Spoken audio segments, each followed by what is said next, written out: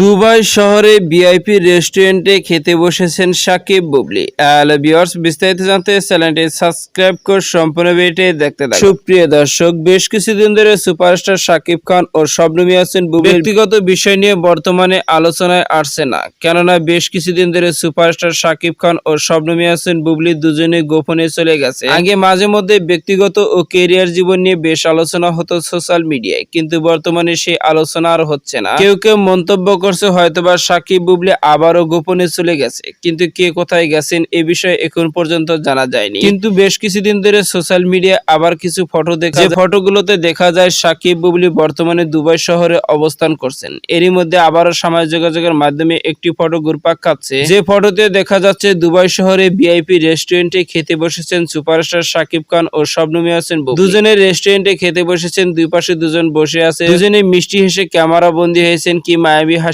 মুগ্ধ করার মতো। আর এই ফটোগুলো দেখে স্পষ্ট বোঝা যাচ্ছে যে একই শহরে দুজনে অবস্থান করছেন, একসঙ্গে সময় কাটাচ্ছেন তারা। তো সুপ্রিয় দর্শক, সুপারস্টার শাকিব খান ও শবনম ইয়াসমিন বুবলি যদি আবারও মিলে যায় তাহলে আপনাদের কেমন লাগবে জানিয়ে দিন আপনাদের মূল্যবান মতামতটুকু ভিডিওর কমেন্ট বক্সে। ভিডিওটি ভালো লাগলে একটা লাইক দিন। নিত্য নতুন ভিডিও আপডেট পেতে চ্যানেলটি সাবস্ক্রাইব করুন। অসংখ্য ধন্যবাদ পুরো ভিডিও উপভোগ করার জন্য।